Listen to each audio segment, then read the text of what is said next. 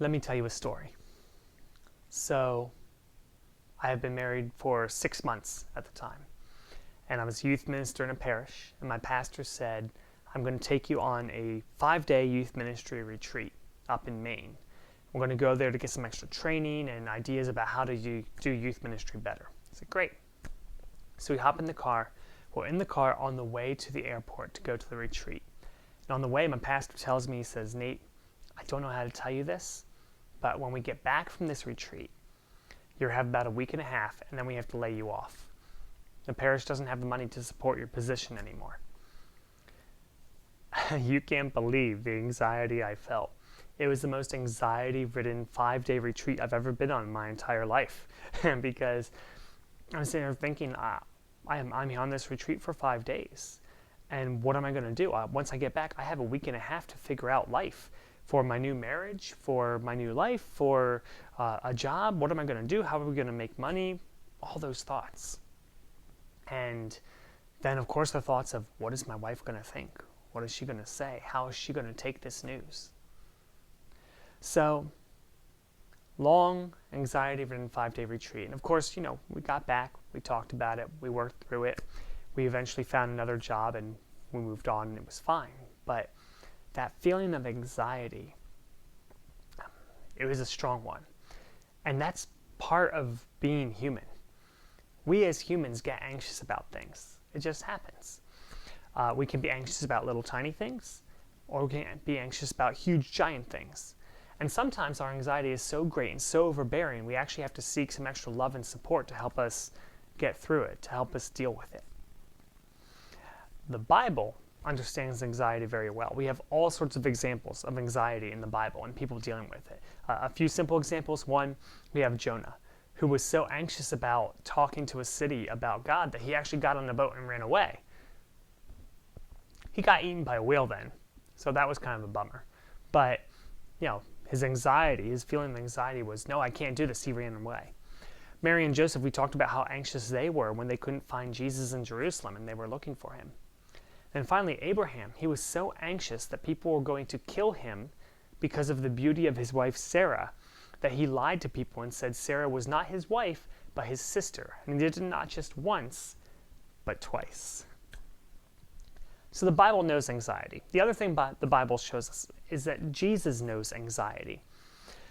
Remember, we talked about how Jesus experienced everything we've experienced. Because he's fully human, he's done what we've done, he feels what we feel. And Jesus, his fame and his claims made him very popular with the people, not so much with the religious leaders. And those religious leaders eventually found a way to kill Jesus. Now, Jesus is God and man. So as God, he knew his death was coming. He knew his death was part of God's plan to save the human race and the role he played in that plan. But as a human, he was very anxious about this. And rightly so. If you knew the crucifixion was coming, you'd be anxious too. Anybody would be. But we know Jesus was anxious because of the Garden of Gethsemane, how he wept and prayed and cried and sweat blood and just very torn about the whole experience.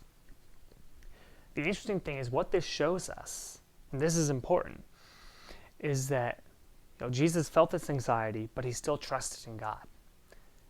Trusting in God and anxiety are not clashing with each other. We can feel anxious about something and still trust in God. They aren't dependent upon each other. And that's huge. Just because we feel anxiety doesn't mean we've lost the ability to trust in God. And the other thing for us to remember is that God is in our anxiety, both the big one and the little one. He's right there with us, comforting us through it, because he's experienced it, and he wants to help us through it. So, whether we're anxious or at peace, God is right there. Jesus is right there with us. And the way he comforts us, the way we would like to be comforted is to say, God, I'm anxious about this, and it just disappears. But that's not usually how God works. When Jesus was anxious, he didn't snap his fingers and make his anxiety disappear. He had the strength to persevere through it. And that's how God works in our lives with anxiety. Maybe we're anxious about a test. How am I going to do? What's going to happen? How is this going to play out?